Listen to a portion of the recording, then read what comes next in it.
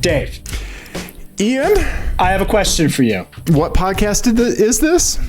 This is the Apex Adjacent podcast. We occasionally talk about cars. Right now I have a question about cars for you. Oh, okay, sure. Do we own a Phaeton yet? Okay, so in Apex Adjacent Phaeton acquisition status, we do not have a Phaeton, but thanks to Jesse, we have a I'm leaving. Yeah, podcast over. Thanks to Jesse, we have a parking spot for the Phaeton. See, we're one step closer. One step closer to the worst Phaeton ownership ever. To realizing our dream of financial ruin. Oh, okay. Yep. How are you today, Dave? You know, it's been a day. I'm doing all right. Yeah. I've been looking forward to this podcast. Been looking forward to talking to you. I think it's going to be one of those episodes. Maybe not that necessarily we want, but we need. You know. Yes. Yeah. Yes. Right. Yeah. Yeah. Yeah. A little cathartic, I think. I hope so. Yeah. I hope so. Yeah. So well, let's get right into it then. Let's continue this feeling I have inside of being Phaetonless and just delve right into the internet being a cesspool and kind of some nonsense. Right. So there's definitely that. And we want to let people know that we're going to springboard back to like happy, fun, normal stuff after this. We got you. Right. We got you. Yes. Normal service will be resumed. Yes. We say that often enough, honestly, that this is probably normal service and the fun stuff is the aberration. But we'll cross that bridge later. Okay. True. But in this week's edition of People Have Done Dumb Shit on the Internet, go ahead and give folks kind of the 10,000 foot view of what happened with Hagerty and the Ford Bronco Raptor stuff. Yes. Okay. So today is Monday.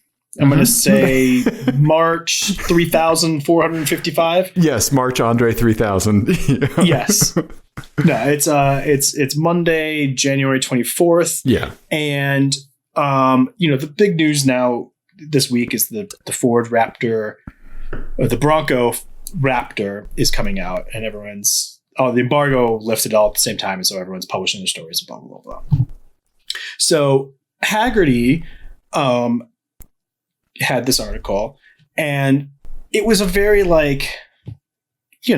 kind of paint by numbers sort of review, but the whole tone of it was very talking about kind of the truck in very old school macho sorts of terms that are kind of just,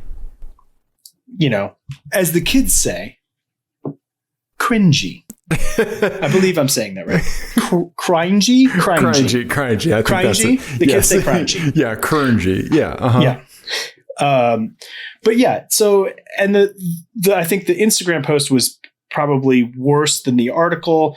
The Instagram post talked about other trucks being pansies, or referred to other trucks as pansies, and then also kind of talked about, this truck being an alpha. Right. Which we've talked before about certain things, even if they're not meant in a way, and I don't think any of this was meant maliciously at all, obviously, but I think that there are certain things that, especially in these last few years, that were just you get your guard up instantly, mm-hmm. right? Right. And I think whenever you hear someone use the term alpha, yes, you're just ooh, that's one. I'm going to give you this one. Right. Loins girded. Yes. Right. Yes. Yeah. And you just got to know where they're going to go with it. Are we going to go down this big, men's rights rabbit hole? Or is this just an idiom that they forgot or they didn't know was kind of going out of style, Right. Or just chalk it up to kind of laziness, or maybe muscle memory for somebody who's been in the game a long time. Right. Right. Yeah. Right. And I think it seems like a lot of people on the internet sort of jumped straight to kind of what we talked about a few months ago, right? Where sometimes some people just want to believe the malicious worst case scenario explanation. Or at least don't rule it out. Or don't rule it out. Right. But I think the danger is on the internet, you can act on that right first. Yeah. And I think it's just a dangerous sort of impulse to have, especially since this situation, rightfully, Haggerty took down the right. Instagram post, and they're rewriting the article, and all of that is good because the stuff in that Instagram post especially was pretty garbage. Right. And we say this all the time. We should call that stuff out in car culture. Yes. But I think that the first person who kind of like called it out on Twitter took down her tweet. She's a writer for Car and Driver, Elena Shear. And she wrote something that I thought was really interesting. And this is the thing that I really why I wanted to bring this up, was kind of like the whole journey of this story over the course of like 3 hours today. Right. So there was the backlash. She had tweeted about it and said, this is garbage, rightfully so. And then Haggerty took it down, but people found the author on Twitter and were kind of being mean to them. And Elena said, this morning I made a tweet about an article that used homophobic language in a car review. The article was taken down, and I'm worried that the writer may be getting more blame than they deserve. They were young and they made a mistake, so I deleted the tweets.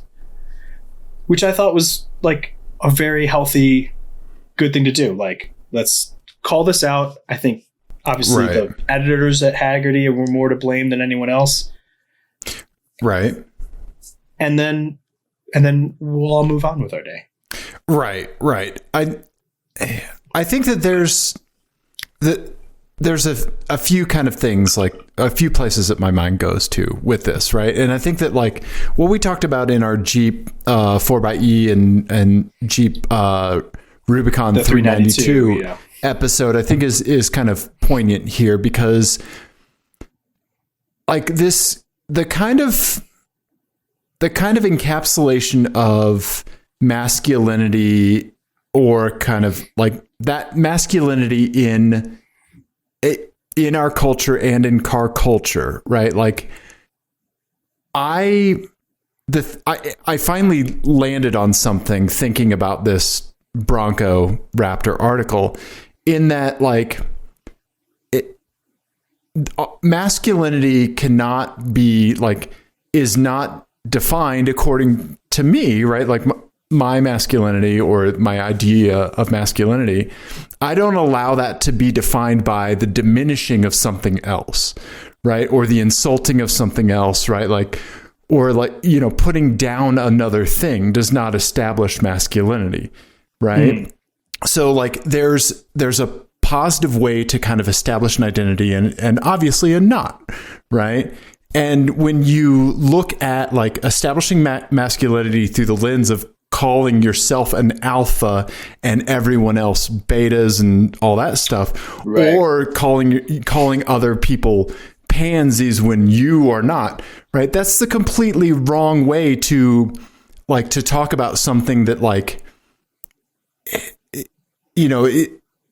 masculinity in general. And then of course I have like complex feelings around like why masculinity even needs to be associated with a piece of metal, right? Because it doesn't, right? And so then talking about that piece of metal by putting other pieces of metal down is just equally dumb, right?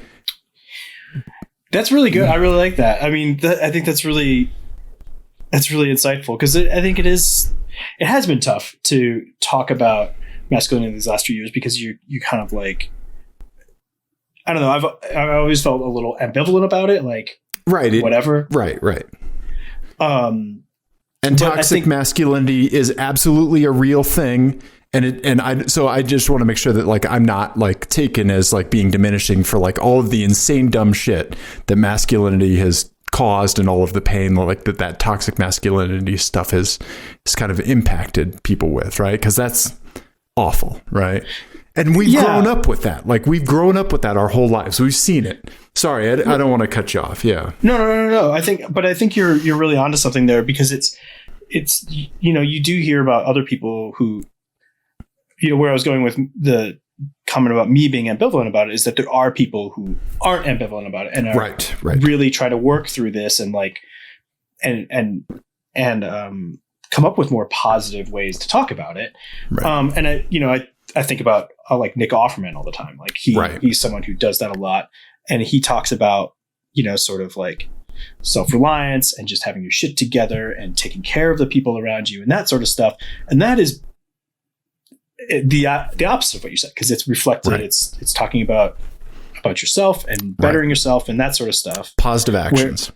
Whereas again, what you're talking about is like zero sum, right? Like if I'm this much masculine, someone else must be this much less masculine. Right. Exactly.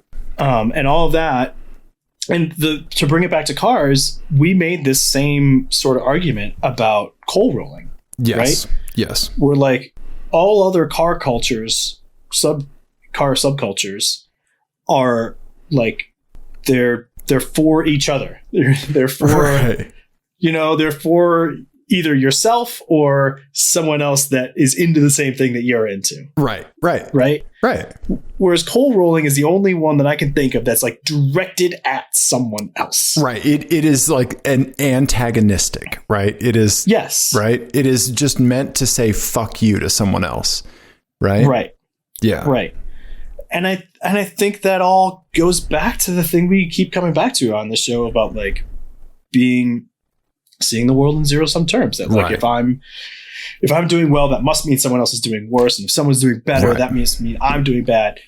And it's just a really sort of crappy place to go. And I think to bring it back to the way that this whole thing went, I think that people with good intentions of calling things out, I think it's not enough to just say we have to call these things out in car culture. I think we also have to be kind of like cognizant of how we do it. And, Sure. Me saying there's also this thing that happens sometimes where if you think you're righteous, you think, well, someone else must be less righteous. Right. And I think that was some of what happened during the backlash today. And I think it's something we should be mindful of as we do these things. Right. There's a lot of angles to it. And I think like forgiveness is certainly in the dialogue. Right. And the thing about forgiveness is that it's not implied. It's not mandatory. And it's the person that needs to be forgiven kind of has to recognize that they did something incorrect and want to change. Right. And so like none of this stuff like really has space to occur like in Twitter. Right. And I don't even think it's even to the level of forgiveness. I think it's just even just proportionality and having a little bit of compassion as you interact with people that you don't know. Right. And so I think that like you're completely correct, right? And like the whiplash effect of all of this just happening so fast, I think certainly feeds into it, right? It's like bot stock trading, where it's just like, and all of a sudden, like you have penny stocks, right? Mm-hmm.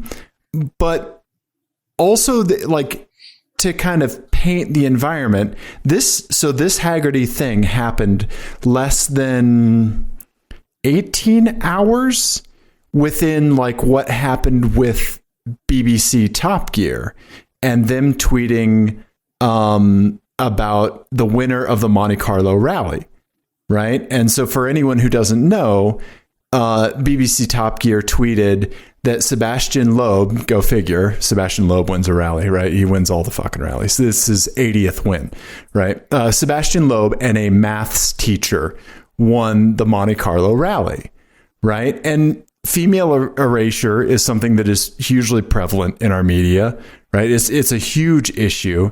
And he had a female co-driver. Her name is Isabelle Gamish, right? Sebastian Loeb and Isabelle Gamish won the Monte Carlo rally. She was his co-driver. She's the first female co-driver to win a rally since 1997, something like that, right? Yeah. And so like, so the BBC, like, they took down the tweet, they updated their headline. Now it has both of their names correctly, as it should have in the first place. They didn't send out an updated tweet or anything, but whatever.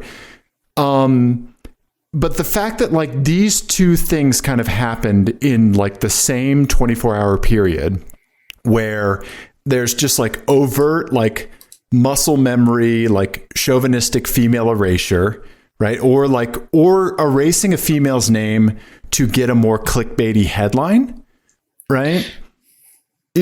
Right? Because they're both equally in the realm of possibilities, right?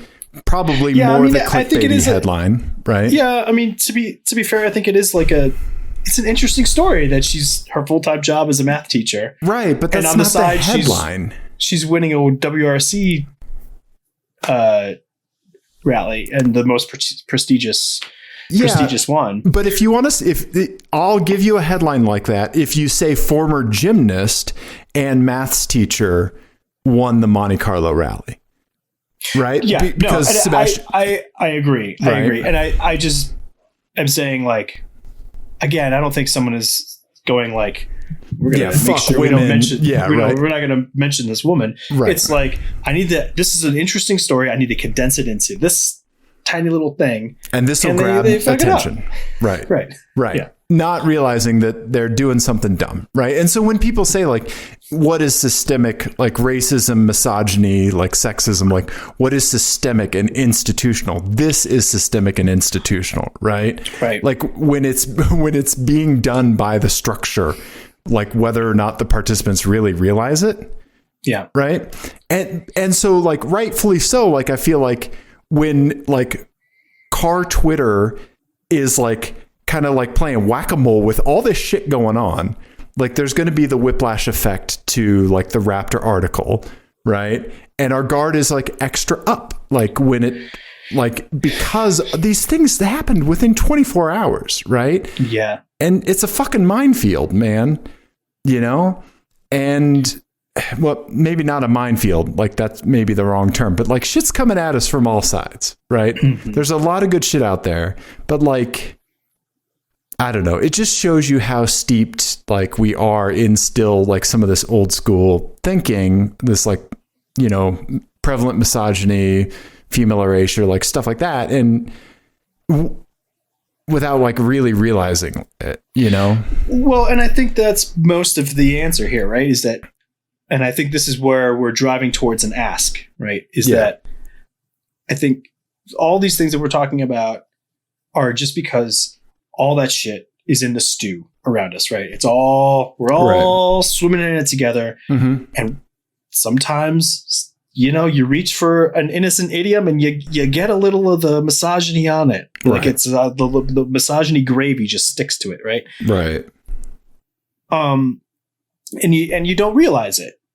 And I think that the ask is then for the people reaching for that innocent idiom, be intentional. Be intentional about it. Don't just use cliches about alphas and bullshit like that. Car reviews aren't Mad Libs, right? Right. Don't, be intentional with that. But on the other hand, when you see someone get a little misogyny gravy on something that is otherwise innocent, also be intentional about how you talk about it. You know? Right. And I think by and large people are, but there's a lot of people who just ride that that whiplash all day, right? And just get amped up about stuff that and you can't live your life like that. No. Right? No. And it only serves to I think it serves to, like, make the people who make mistakes kind of retreat a bit too and not learn from them, just get defensive. Yeah. I don't know. You're right though. It's fucking tough. Right. Yeah. And I probably err too much on the side of, like, live and let live with some of this stuff, but right. And I probably err too much on the side of being overreactionary. Right. Yeah. So we just need to have a bot like read your both tweet, of our my tweet. tweets and then just mash them together, and then we'll be all set. Yeah. It would do that and somehow spit out like, I don't know, like I don't know, like furry porn and like let's not think about what our love child would be like. Right? Yeah. Sunblock advertisements and I don't know. But yeah, so that's been what's been eating Top our of mind, craw. Yeah, right, yeah. right. Hey, what's your take on the Bronco Raptor? Just give me your boiled down take. What do you think? I'm sure it'll be tons of fun. Right. I'm sure it's rad as hell. It looks very capable and cool. I still like the look of the Raptor. I just Yeah. The appeal to of it to me definitely ends with the absurd dealer markups that are happening, right? Right. I cannot wrap my head around that. These things are going to be marked up. I can't even imagine. Yeah. But we're going to see them everywhere in Colorado. Like they're going to be. They're going to be all over the place. Yeah. I did spot a 4xe in the wild the other day, and it made me really happy. Really happy. Yeah. Yeah. Those things are great. Right? Yeah. How about we pull ourselves out of the Twitter drama doldrums with an FMK cars from the vault, a classic one that I think relates to our discussion. Okay, let's time travel. Let's get back in the time capsule. Let's do it, buddy. All right. So this is from way back. Okay. This one is related to what I ascribed the Haggerty thing to, which was just laziness and like you just using cliches. Right. So this one was called Handles Like a Cliche.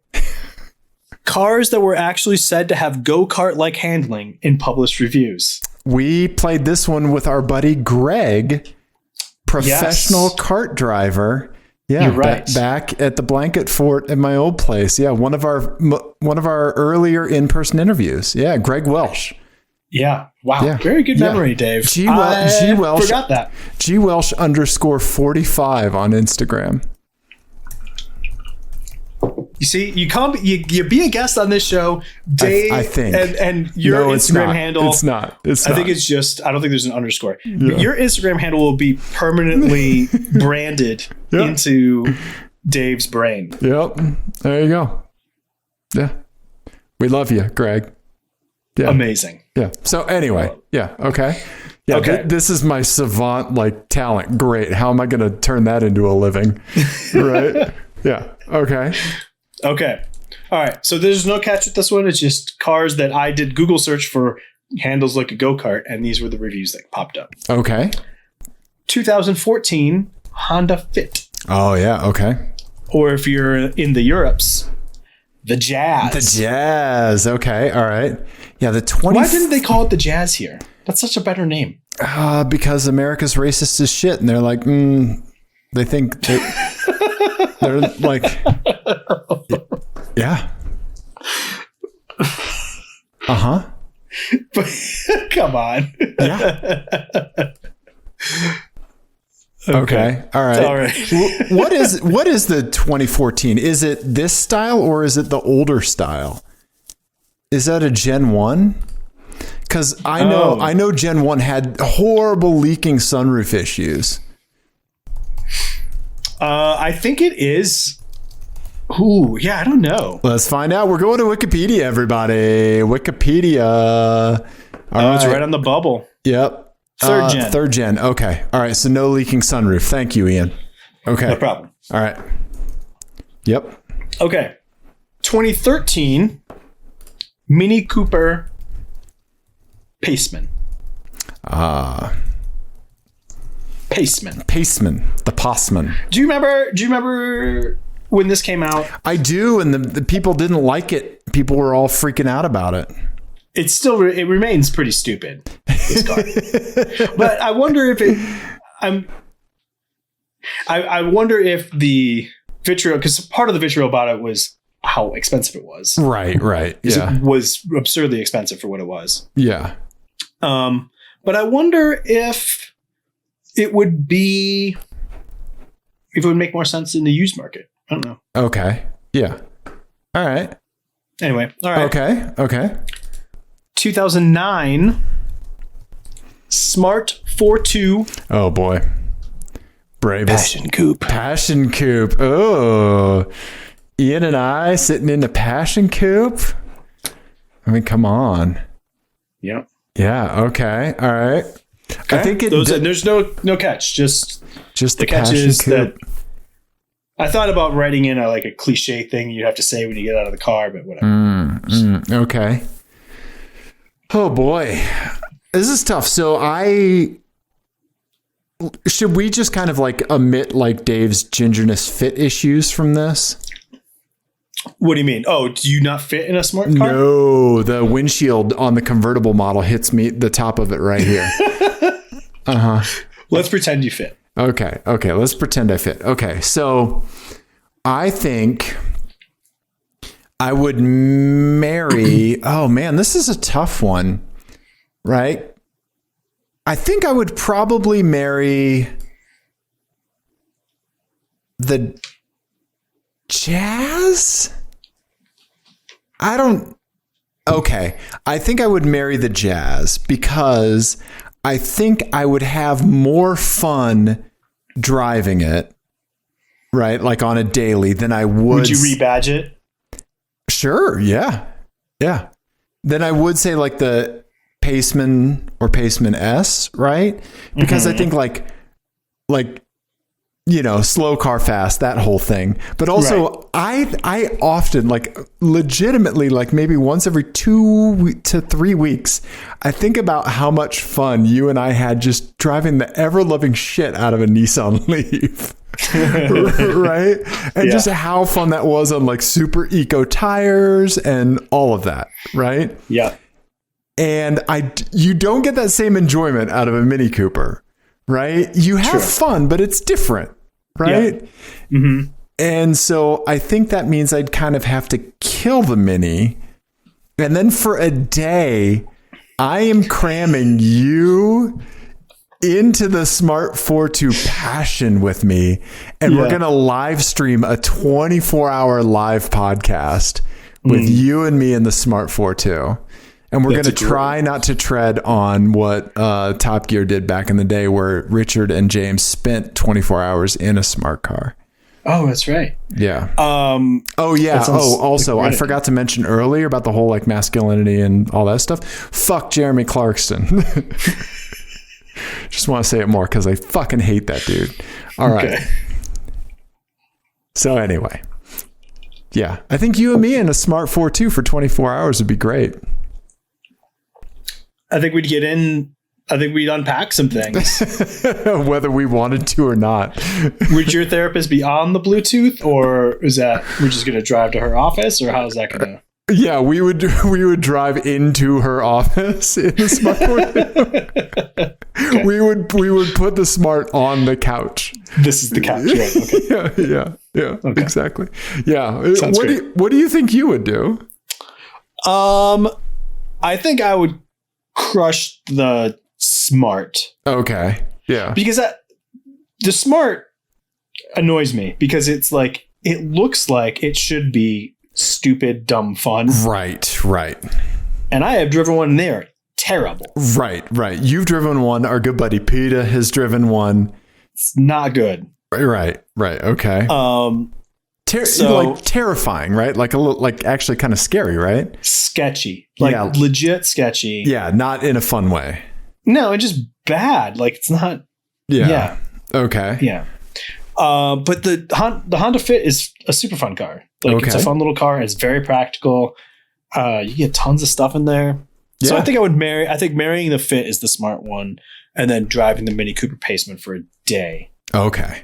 And then I would just make you sit in the back seat of that and crawl in and out of those dumb doors. Nice. Okay.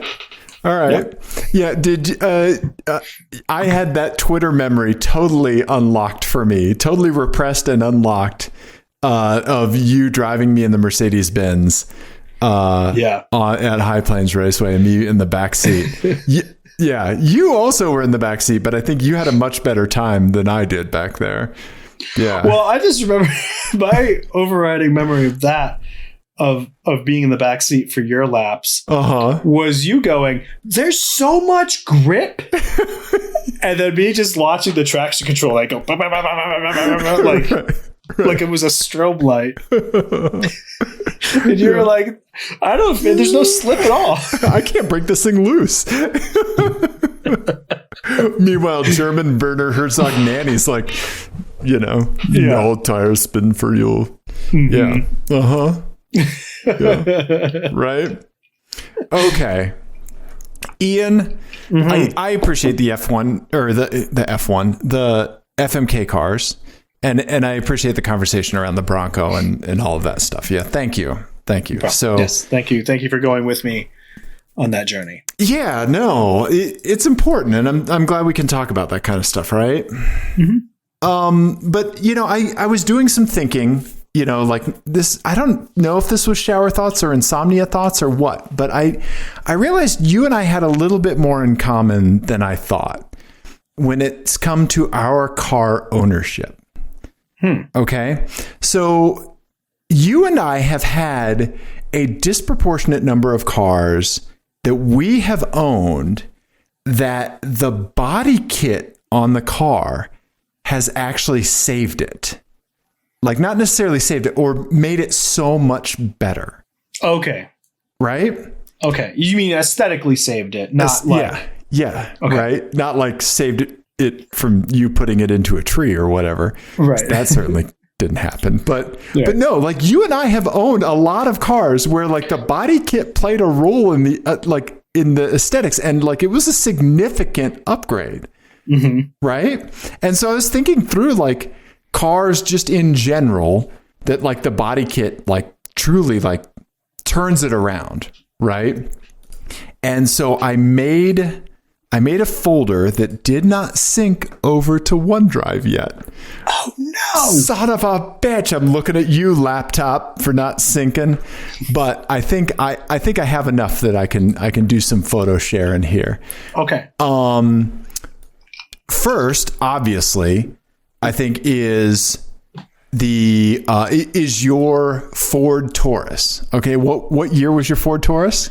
Mine was a 91. 91. Okay, so let's look at what the 91 Ford Taurus looks like, right? Just the Ford Taurus. Right. Yes. Right. So here's the 1991 Ford Taurus, right? Yeah.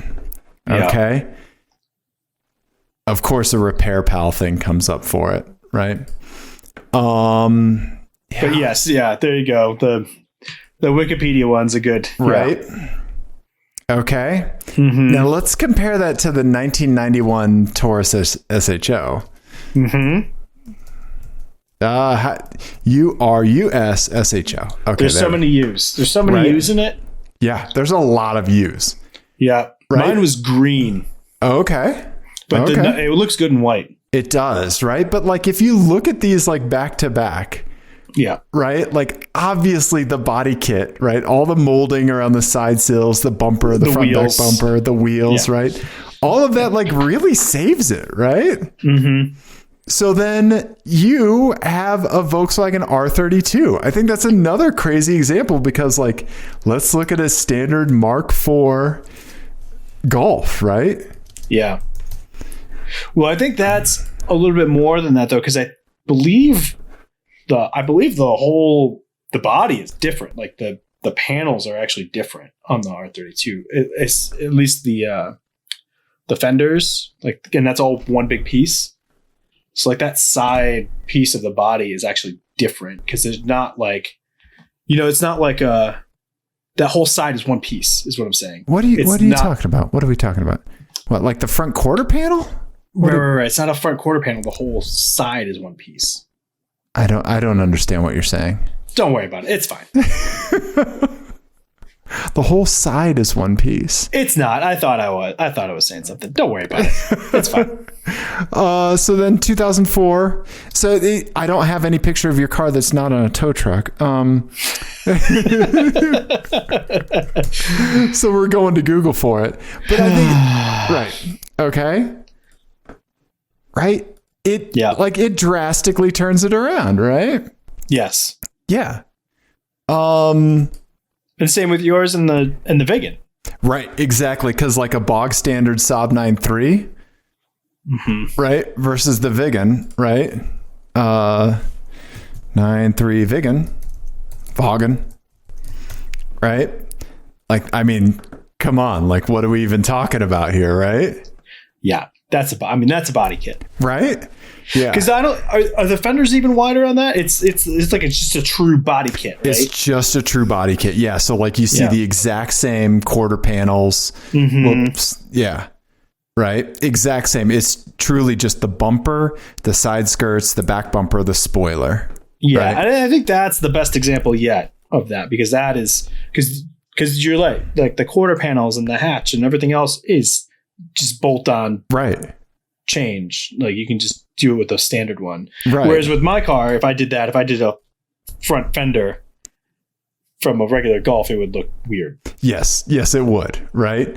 Yeah, I think I see what you're saying, right? Like the front quarter panel on yours is different because it goes into the bumper, right? Well, and I meant also that it's not just like a fender extension is what I'm trying to say. Like it's the full panel is different, right than the stock one, right? And obviously there's a lot more underneath that's different, but same with the Vegan, right.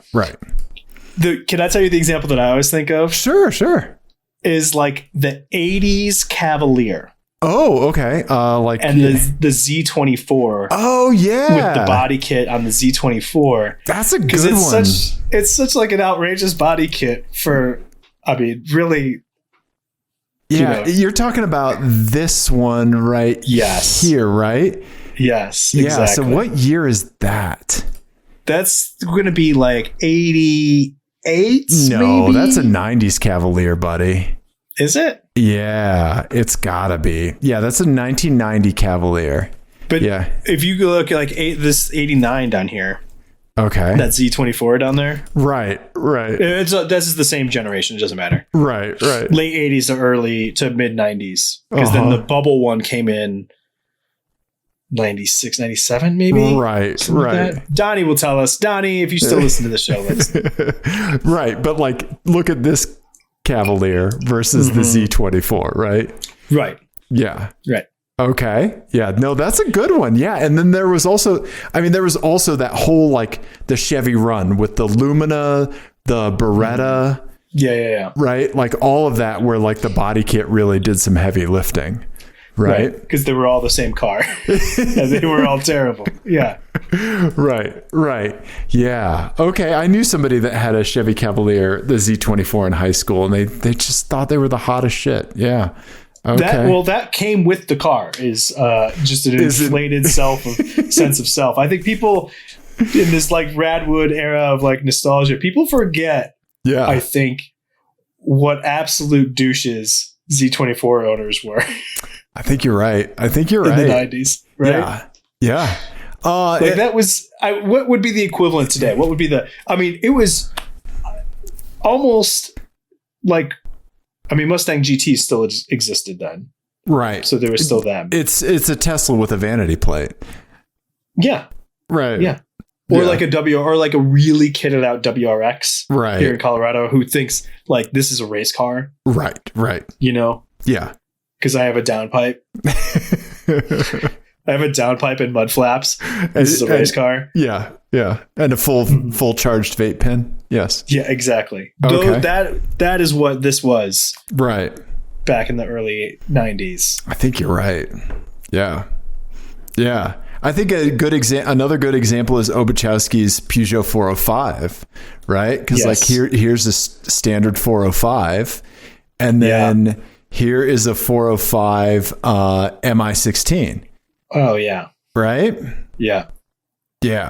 That's another one. I think, but to get back to things that we've owned, I think my Infinity is another one, right? Because here's the standard M35, right? Which is the same body style as the 45, right? Mm-hmm. But the M45 Sport, let me pull it up.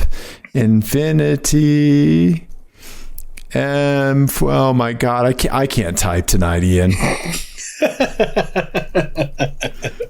We need to hire an intern. We do. To do just the typing. Yeah. Yeah, right. So let's see, where is a good picture? This one is more subtle, I think. It is, but I think it makes a big impact, right? It does. Yeah. So like here's one with the proper sport body kit. They put some lowering springs on there. Not a fan, but yeah. Saab is also really good at this. Like they were the normal versus the Aero. Yep. Especially for the last gen 9.5. Right. If you see an Aero 9.5, you're like, oh, right. That looks fantastic. Right? Yeah. Captivating, right? Mm-hmm. Yeah. And the normal one doesn't look so good, right? Yeah. Okay. All right. Yeah. All right. So I know we have missed a lot of these. Right. I want to know from listeners, like, what's the best example of just like body kit upgrade. Yes. And if any of you oh boy, send us listeners, he's getting his pointing finger out. If anyone sends us a man-sorry body kit, right, we're gonna remove ourselves from your feed. Yeah, block. Yeah, block. We're gonna block. We're gonna block you as a podcast listener. I'll find your IP and I will sync all your traffic.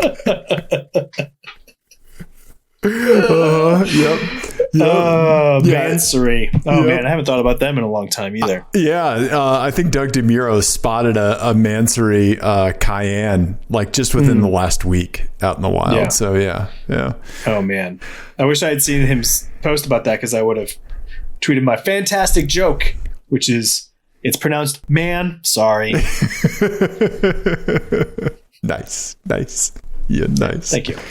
All right. Okay. So I'll start up a Twitter thread, when this episode comes out, and we'll best example of, But you and I have had an inordinate number of these cars. Like we have had cars, because go figure, you and I don't want the standard version of something, right? Well, yeah. Well, I mean, the Turbo X is another example, right, of that, right? Where it was a different body kit than the standard 9.3 Sport Combi. Like if you do a Sport Combi, a 2008 9.3 Sport Combi versus a 9.3 Turbo X, you can really see the difference. Oh, okay. Nice. Yeah. 9.3 Sport Combi. Mm-hmm, okay. Mm-hmm. All right. Okay. Right. No. Yeah. 2008. Or 7, they're all the same body style. And then, the Turbo X Sport Combi down there, in the dirt is there we go. Yeah, you can really see the difference. Right. Total different front grille and side skirts and the whole thing. Right. Yeah. Okay. Yeah. I don't know. I just was thinking, and it turns out you and I have had a lot of that stuff. Yeah. Yeah. Well, because we were enthusiasts. We buy the enthusiast version. Right. Yeah. To great physical pain and emotional trauma. And wallet draining. Yep. Financial ruin. Mm-hmm. Yep. Okay. All right. What else do we have? Ian, you have a garage update. Let's talk about your garage update. Let's get into it. Speaking of like what you got rid of the Turbo X for. Yeah. So Segway. I've got the Volkswagen All-Track, which, fun story, we've put 15,000 miles on, check prices on it. It's worth more than what we paid for it. It's crazy. Things are crazy. Right. Anyway, we live in Colorado and we go up to the mountains a lot. And so it was high time we got a proper winter setup for it. Mm-hmm. And I was shopping around and trying to figure out what wheels to get and all this sort of stuff. And then I was like, ooh, I bet I can get Steelies on this thing. Because I can't, on the R32, there's no Steelies that fit over the brakes. Okay. All right. But I started looking at at Sealy Options, and then I happened to find on Craigslist somebody was selling a full set of steel wheels, 17-inch, in the right size, that came off a GTI. Okay, perfect. Off of 2015 GTI, and I was like, sweet. I picked them up for $700. They had brand new winter tires on them. Sweet. What winter tires are on them? They are, oh man, I knew you were going to ask. Okay. Winter tires. They are, what are they? Oh no. Oh, the post has been deleted. I can't remember off the top of my head. Okay. But they're studdable. They're not, I don't have the studs in them. Oh, uh-huh. But they're very aggressive, like proper snow tires. Right. Okay. But they look chunky on this thing. Oh, they look so good. Without further delay. Yeah. Let's show the people. Ian's car on Steely's. Yeah, look at that, right? Yeah. Looks tough. Yeah, it looks a little Mad Maxy, man. Yeah. It does, yeah. Right? And like it like almost, I don't know what it is about like a modern car on just like blacked out steel wheels and knobbly snow tires, like just looks cool. It does. Yeah, I'm here for it, man. Yeah. I like it. Yeah. So that begs the question, what does your wife think of it? Yes. So she was like, if you didn't tell me, I would not have noticed. Right. She just does not. That kind of stuff isn't in her view. Yeah. Right. But now that she sees it. Yeah. And I was like, because she's never driven on snow tires before. Oh, okay. Uh-huh. Even though she grew up in Michigan, her family never did snow tires. So she had never driven on snow tires. So I was like, oh, well, there are things that you're going to notice, like, because they move around a little bit more and they're a little louder. They're definitely a lot louder. And these are pretty loud. Okay. They're definitely louder than my Hancooks are that I have in the other 32. But I mean, so far they've been pretty awesome. We went hiking the other day and it was just a boss. So, okay, nice. We're supposed to get snow tomorrow and I'm very excited to go try to do donuts with snow tires on. Yes. Like so excited. Nice, man. Awesome. We better get snow. Yeah. Nice, man. Well, I'm anxious to see how it does. Like, I mean, it does great on all seasons. It's just going to destroy it. Yeah. It's going to be really good. Right. And also thank you very much. I borrowed your low profile jack. Yeah. And all that. And I I did it all in my driveway. Yes. At like 4:30 in the evening. Right. When it was getting dark. So I had to finish my car with a headlamp on. But I got them both done. It was interesting because it turns out I broke my torque wrench somehow, so I had to go to Home Depot and get a new torque wrench halfway through. But okay. Torque's kind of important. Yeah. Yeah. And also the dealer, because I took this last to the dealer. Let me just hold on a second. I got something to say. Okay, Ian's soapbox time. Let's hear it. The dealer just clearly did not use a torque wrench and just had like an intern stand on a breaker bar to tighten. Yeah, like each one's like 200 foot-pounds. Yeah. I had to use the jack handle. Oh, as the extra extension. Yeah. To get them off because they were just absurdly torqued. Jack handles, that's pro tip. Jack handles are a huge, awesome thing to like just extend a breaker bar. Yeah. Right. Yeah. I just slid it over the one they give you in the kit. You get like an extra 4 feet of torque. Yeah. Yeah. And then it's just like, boop. Right. Yeah. You don't have to do any force at all. Right. So yeah, but I'm super psyched with how these fit and look and the whole thing. Nice, man. Nice. And I mean, you paid me in bread. So I did pay you in bread. Yeah. I'm perfectly fine with you borrowing my tools anytime in exchange for carbohydrates. Yeah. To be clear, everybody, this is before it went in the oven. Right. You just didn't give me a heap of cut raw dough. I give you bread. Right. I'm like, why am I throwing up? Yeah. Yeah. Yeah.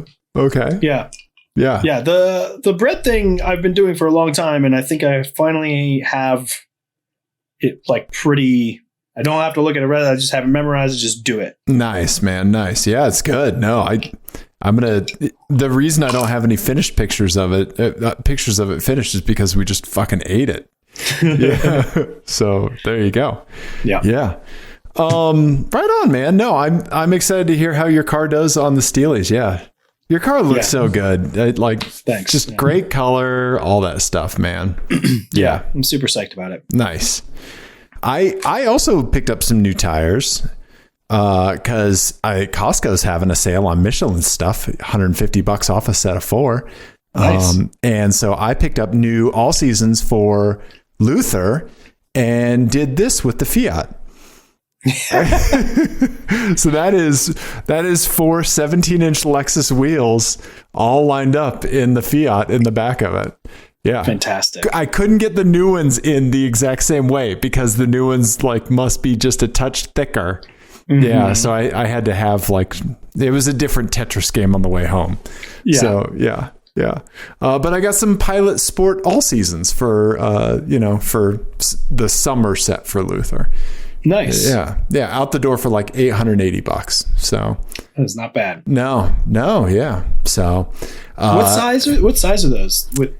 Is that they're what, 245s? I can tell you, I have a picture of the sidewall actually from when I went in there. Yeah. Let me pull it up. I knew I wouldn't remember. So I took P235 50 R18s. Oh, 18-inch wheels. Yeah. Sorry. Yeah.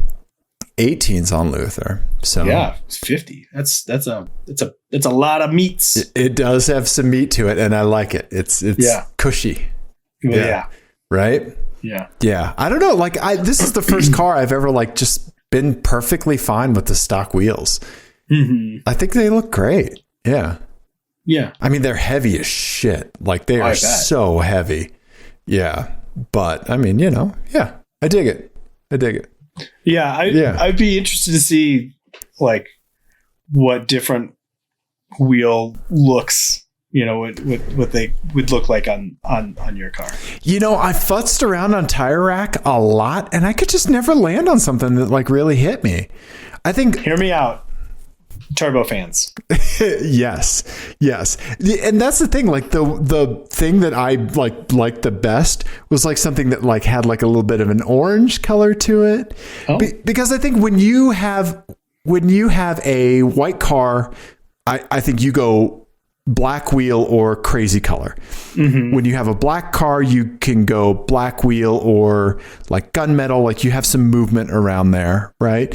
Silver cars, gray cars, black wheels, right? I don't like gray car and silver alloy wheels. I don't like how that looks, right? Okay. But when you have a black car that has some chrome on it, right? Because there's that chrome kind of Nike on the bottom of Luther, right? That's where I think it gets tough, right? If it was just black, it'd be one thing. But if you put gunmetal on that, it looks weird with the chrome. It clashes with the chrome. Right. And so you need to either match the chrome or stay away from. Right. But then Jay-Z says, and I live by this, I'm a grown up for real, no chrome on the wheels. Right? Mm-hmm. Yeah. Yeah. I like that. So I can't do chrome wheels. Yeah. I'm telling you, I think a set of we need to Photoshop some turbo fans. Yeah. Onto Luther, because I think it would look kind of RoboCop cool. Yeah, right. You would look like the president rolling into the set of RoboCop. Mm-hmm. Mm-hmm.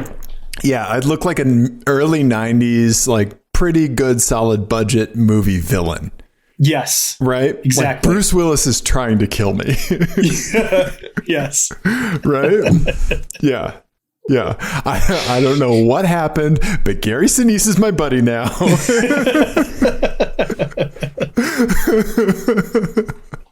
Right? Yeah.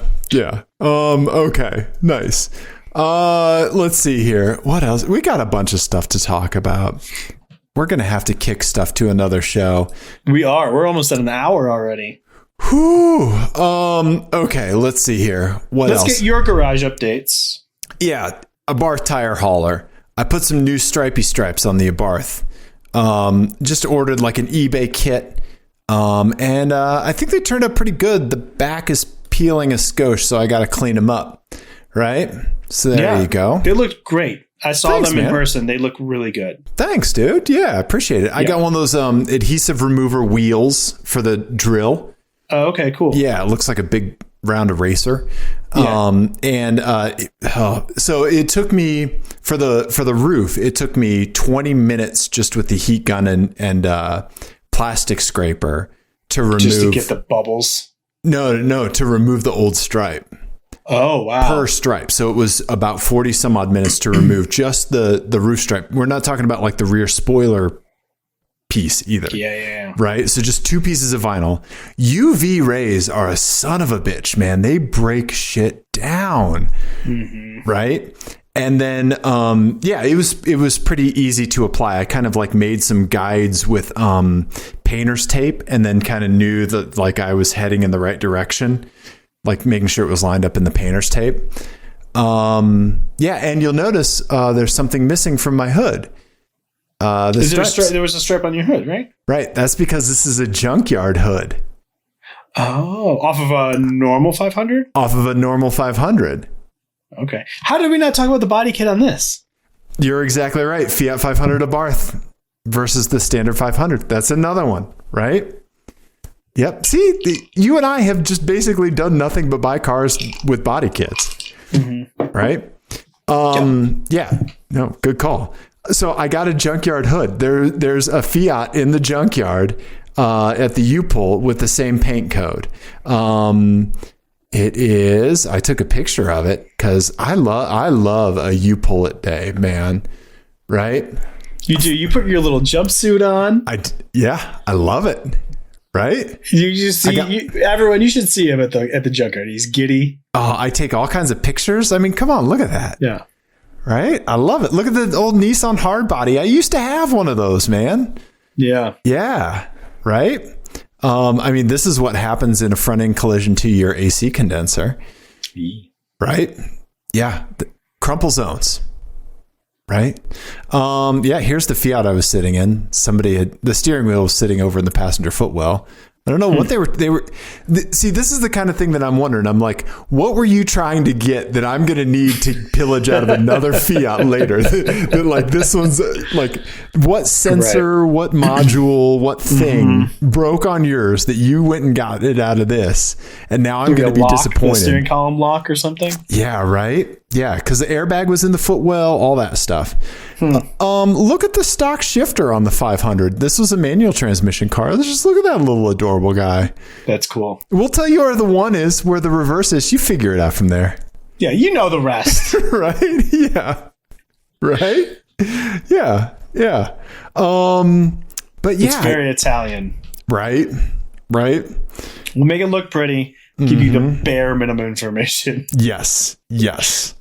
So the plastics, the interior plastics on the Fiat, they're Fiat, right? So like, here's the interior door card on the driver's side. You can see it's like pretty gray, right?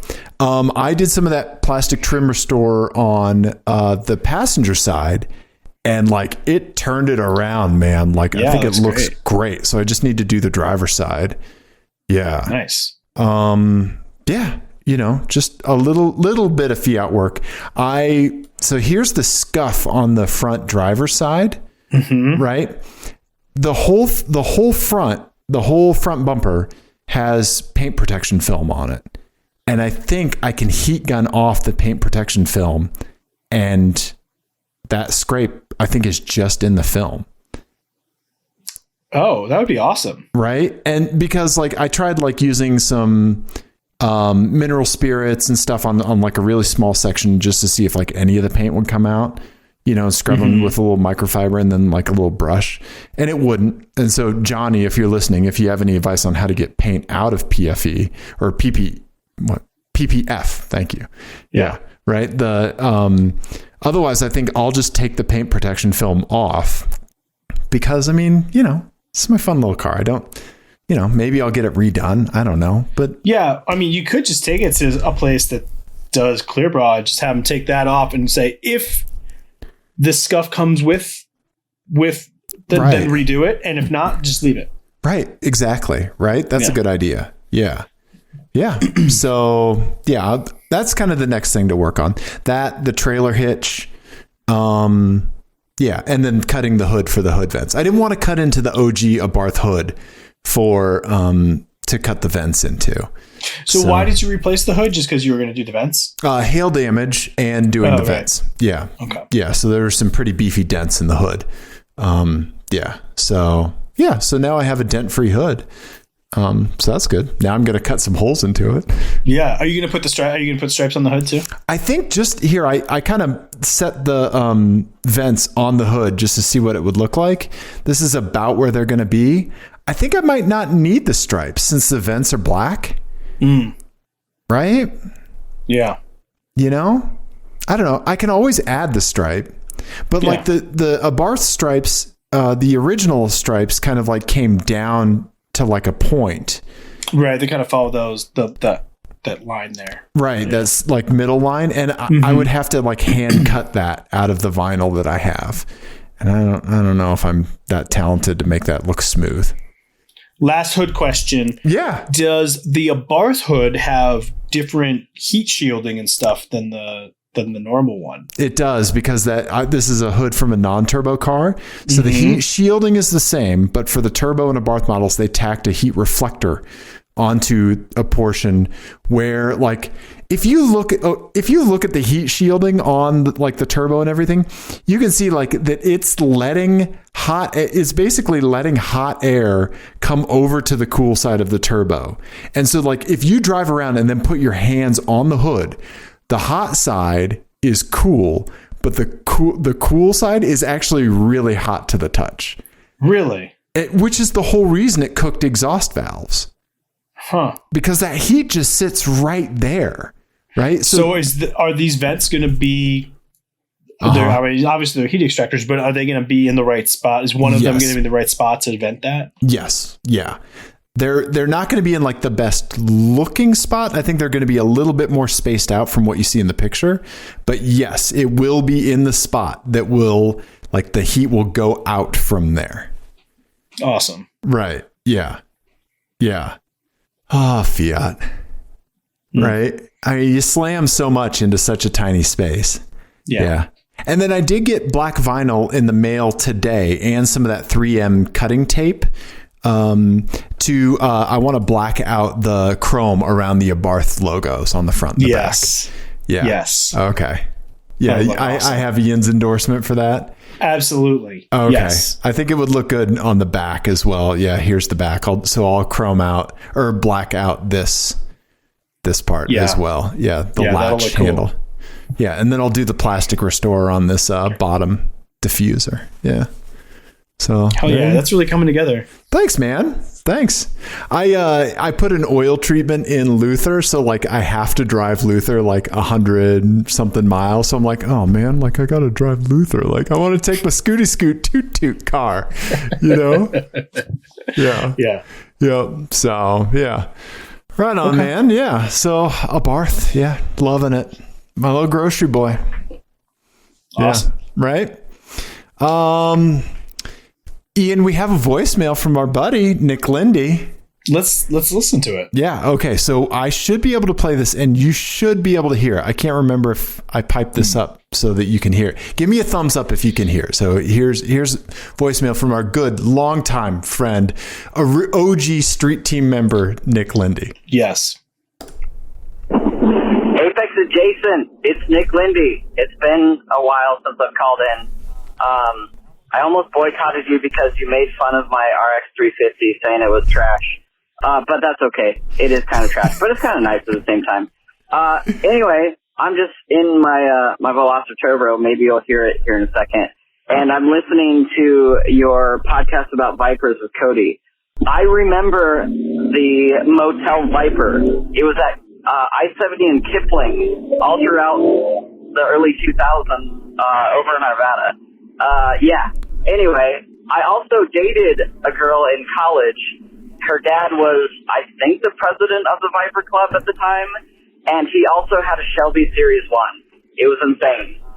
Their neighbor had an 05 Ford GT and a Lamborghini Gallardo, I think. Yeah, anyway. Just weighing in. That was a fun episode. Love you guys. Goodbye. Well, we love you too, Nick. Thank you for calling in, man. Yeah, thanks, Nick. Yeah.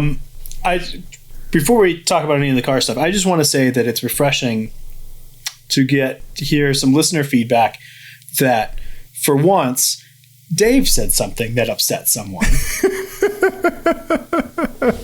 It's a nice change of pace. Thank you. Sorry, Nick. And congrats on the Veloster Turbo, because that's such a fun car. Yeah. Yeah. Right? Super rad. Yeah.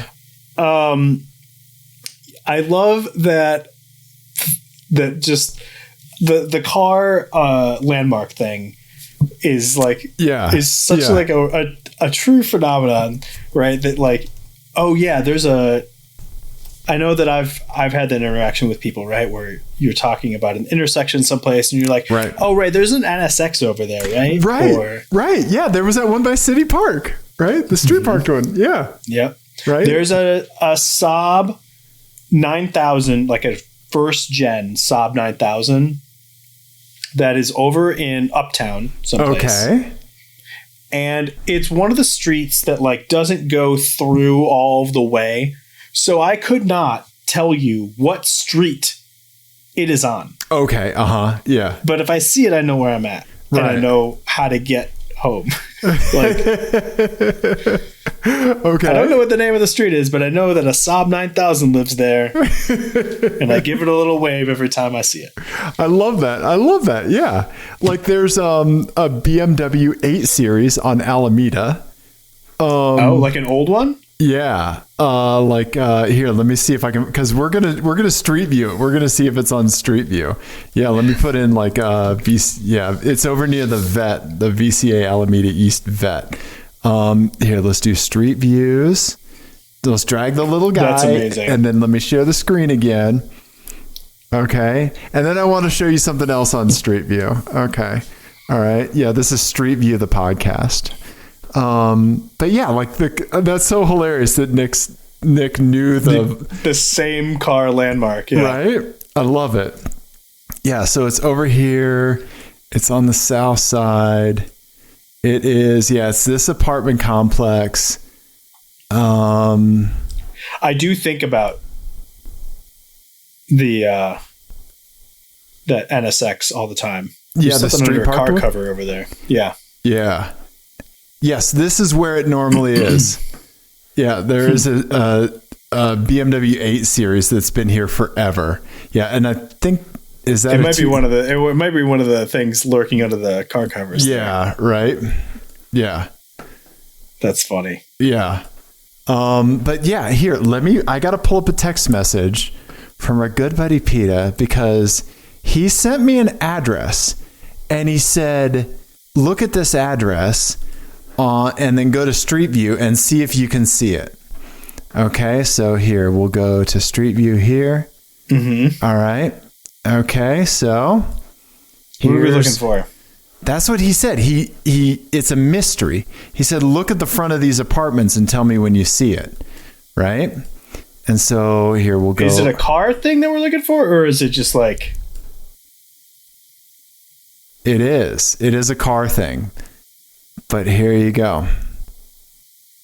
It's the Vigan. Is that yours? Yeah. That was from when he moved when there. Lived there. Yep. Yeah. And so the Vigan is immortalized on Google Street View until they update the picture. Yes. Yeah. And just so anyone doesn't think that we have just doxed PETA, he no longer lives at this address. No, he does not. Yeah. Yeah. Right, but yeah, there's the Vigan. Yeah, car That's landmarks, great. Right? Yeah, the monster Trans Am in Georgetown, right? Yeah, you know that was there for years and years. Right? Yeah. I love that Nick saw the Motel Viper. That's so great. Yeah. Fantastic. A Viper in a motel, man. That's like an album cover, right? Right. Yeah. I love it. Yeah. I actually read something, and this is just a very like tangent. Yeah, but let's do it.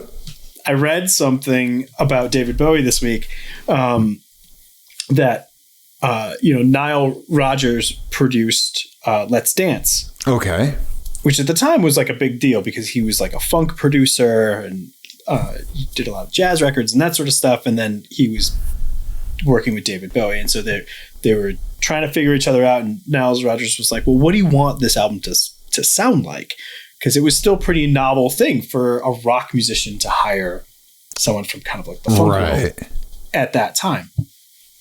And to explain what he wanted the album Let's Dance to sound like, he showed Nile Rodgers a picture of Little Richard in a head-to-toe red leather jumpsuit getting out of a Corvette. He said, I want it to sound like this. Yes. And that's exactly what it sounds like. Right? Yeah. Like that's so perfect.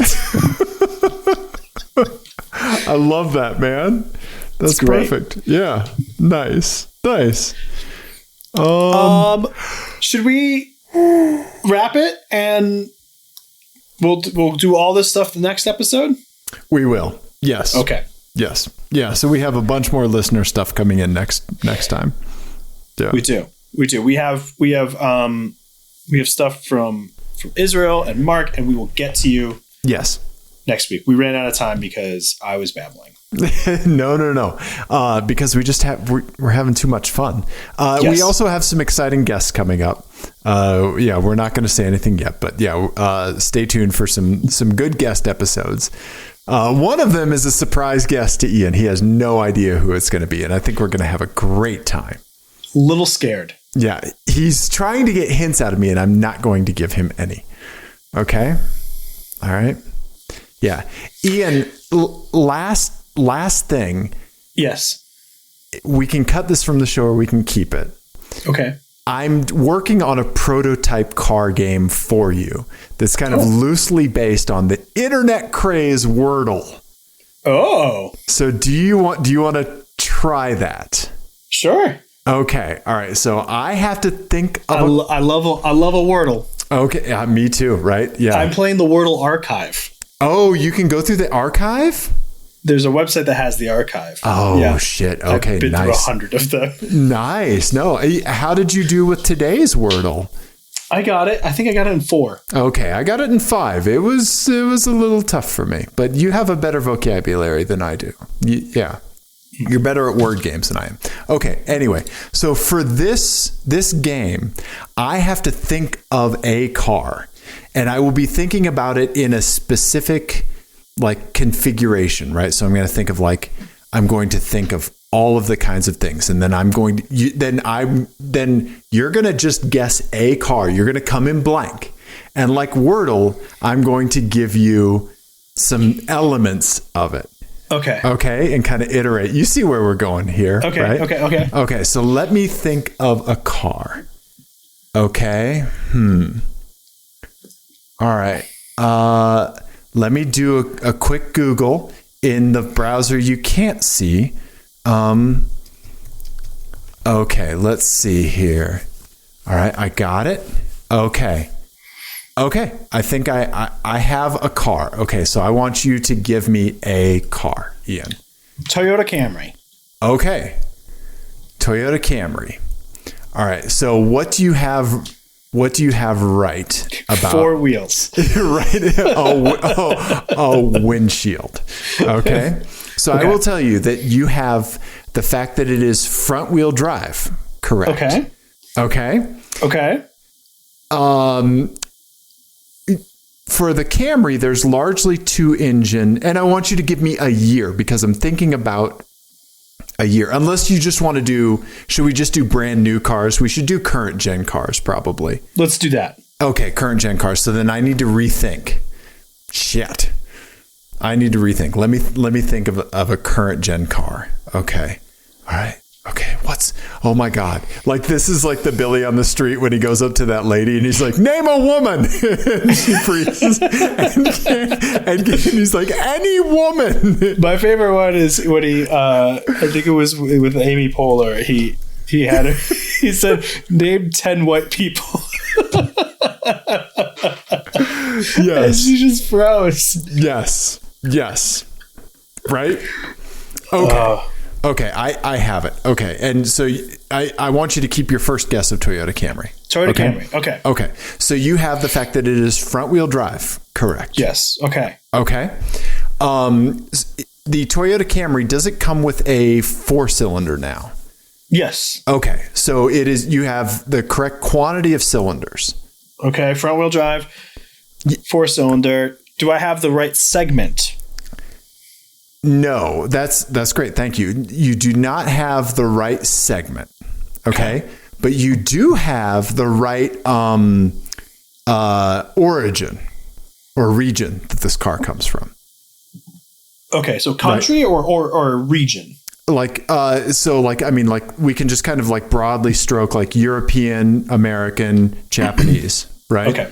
Kind of broad stroke it, right? Mm-hmm. I didn't think of a lotta is what I'm saying. Okay. Right. But does that include, but what about Korea? Yeah. So let's do Asian. Yeah. Kind of that Asian market. Okay. Good thoughts. Right. Yeah. So you have the region correct. Okay. So you have engine, drive, region. You do not have segment. You do have quantity of doors correct. Quantity of doors. So it's not a coupe, right? Which is like nobody makes coupes anymore. What about broad category, car versus SUV versus truck versus whatever? Yes, so you do have the right category. And so this is good. I'm going to write this stuff down as we're doing it so I don't forget, okay? Right? Yeah, so region, cylinders, right? And we'll just kind of negate like turbocharging and stuff, right? For the game, right? Drive, right? Yeah. Driven wheels. Yes. Segment, right? Is that what you said? Yeah. Like mid-size sedan versus SUV versus whatever. Okay. Yep. Segment. Okay. Yes. So you do have the correct, no, you do not have the correct segment. Right. Because it's not a mid-size. Right. It is not a mid-size. Right. Okay. All right. It's something that's on sale today. Yes. Okay. So for the segment, I would give you a yellow instead of a blank. See? Okay. So it's a sedan, but it's not a mid-size sedan. Is probably what that means. Okay. Or it's a mid-size SUV. Ooh. Okay. Right. Yellow. Okay. Yellow. Okay. Okay. All right. So, and then I'm assuming make is also not correct. Correct. Okay. Right. So like region's green, make is yellow. Okay. So what if I go Mazda? Okay. CX-5. All right. I will give you, so you're already correct on the cylinders, the driven wheels, the number green of doors. Those. Right. Yeah. So you're still yellow on the make. Okay. And you're still yellow on the segment.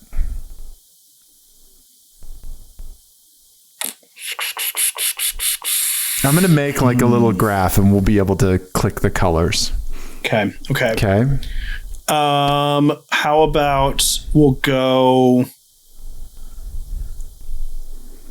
what is it? We'll say Nissan Maxima. Okay. So still yellow on the make. Okay. And still yellow on the segment, largely because you had a yellow on the segment for the Camry. And the Maxima, the Maxima is bigger though.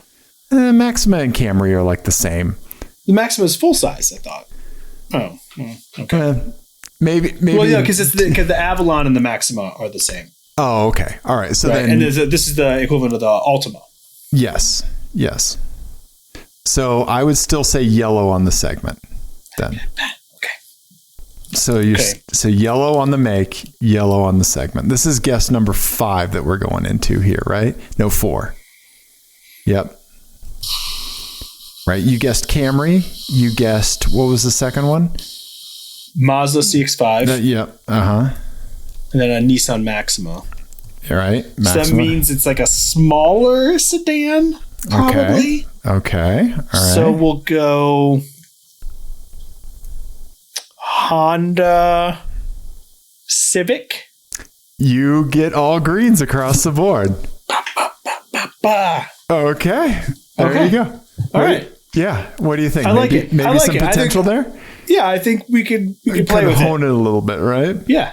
Yeah. Okay. I want to get a little visual for it. Yeah. Mm-hmm. Then I'll be able to click. Maybe I can like make it in, I don't know, something. Yeah. Yeah. Right. Little bloopy bloops. Yeah. Yeah. Right. I like that. I think that has potential. Okay. Nice. All right. Well then, thank you for playing a prototype game with me. No problem. Thank you for making me one.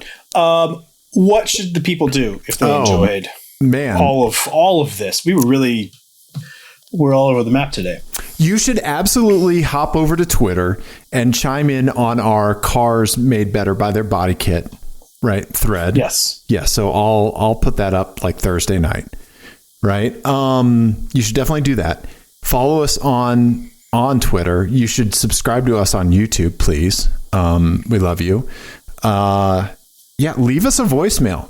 Ian, what's the number? 720-515-1391. Let us know what your favorite car landmark is. And if it's on Google Street View, let us know. Send it to us and we'll put it up. Yeah.